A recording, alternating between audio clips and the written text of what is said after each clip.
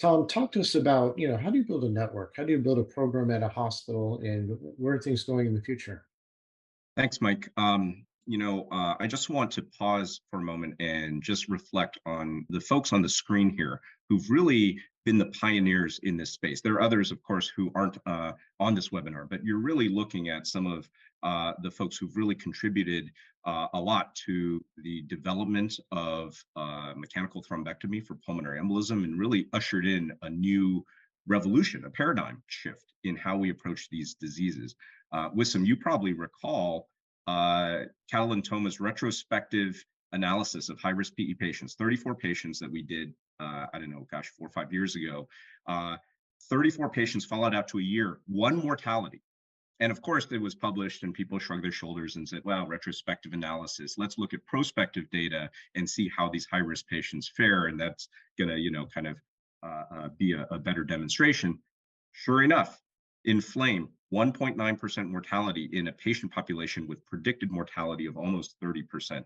That's jaw-dropping. Mike, of course, is an expert in clinical trials. He's an expert in kind of what kind of endpoints, magnitude, and statistical significance are meaningful to shift standard of care. I don't know, Mike, 90% mortality reduction compared to historical controls. Is that something that might influence how we approach this disease? I think so. Yeah, there's always statistical significance, and there's clinical significance, and wow, that is a very clinically significant difference. And time again, I'll take advantage of the fact that, we have some folks here who have been around for the entire, kind of history of revascularization for thrombotic occlusive diseases, heart attack and stroke being kind of the two that come to mind here. Time and time again, we have shown that if you have an occluded vessel of a critically important organ like your heart or your brain, that if you're able to restore flow in a simple, definitive manner, good things happen, right? In the coronary arteries, you stop myocardial infarction, you can preserve ejection fraction, you can reverse shock in many cases. When the whole RV is under strain because of obstructive disease, you can relieve that now in a fairly simple and reproducible manner. And so it's not surprising to me, of course, being in the space for some time, that seems to be where the data is leading us. Now, what are the implications of that? I think we will continue to invest in clinical research, and I'll talk about that a little bit. But I think we're at the point now where we should be talking about how can we offer this therapy to a broader range of patients, right? A lot of what you heard this evening was the patient's treatment algorithm is highly dependent on what's available to us. And even in highly selected sites, the best of the best of the best, we couldn't offer this therapy 24/7, right? There's certain patients who came in cardiac arrest where the team wasn't available and it takes time. There was some, considerations of is there ECMO capability, et cetera, et cetera. Of note, of the 53 patients treated with FlowTriever, only 3 of them required ECMO support. I do feel that ECMO is important, but wasn't utilized in a large proportion of these patients.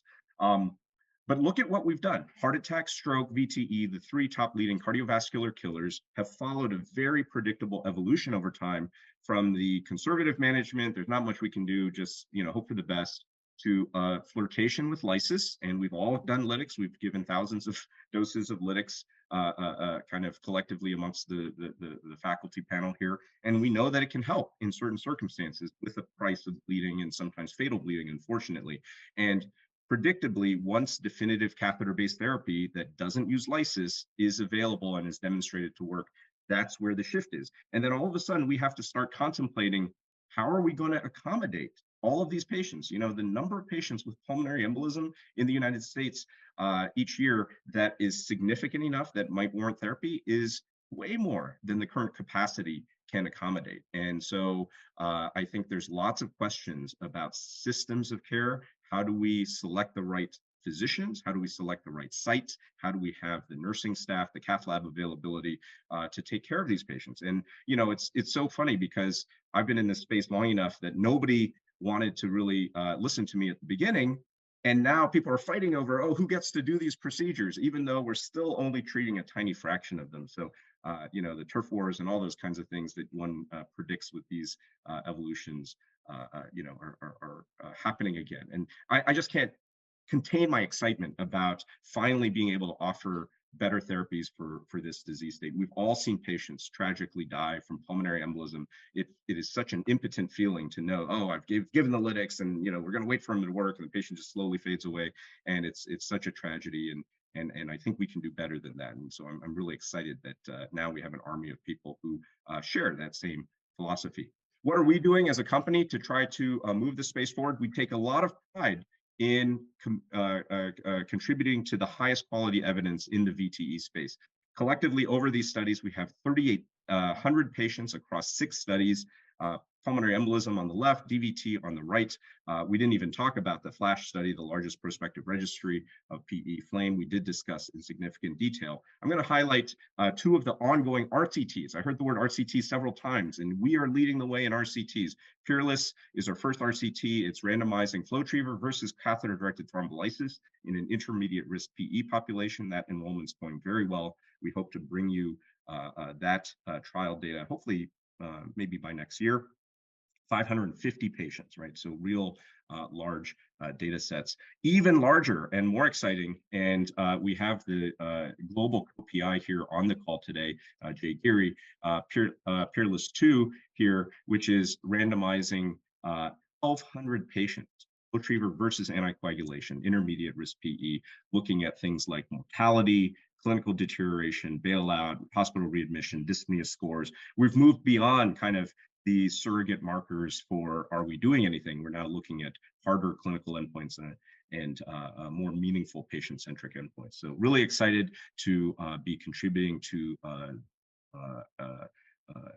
scientific literature here in a meaningful way that I hope we can update Jay Geary's slide on the guidelines, which kind of are sort of in this kind of irrational inversion state, and maybe update it with more modern thinking. So thank you for indulging me in that little trip down history lane. But it's the culmination of a lot of people's work over many, many years, and I just want to underscore that. Some of the audience may be new to this space, but this is something that has been a life's work for many of us. Well, when I was a child, back at the beginning of Timmy, it was Ron Wald, me, and Chris Cannon at the very beginning, gave some of the first lytics to MI patients. It was just, amazing to see the transformation over to a mechanical approach. Now, when we have 2 people in the cath lab with a primary PCI, or a third one coming, say, "Well, give them a lytic." No one even knows how to give a lytic, So it takes time for these fields to evolve.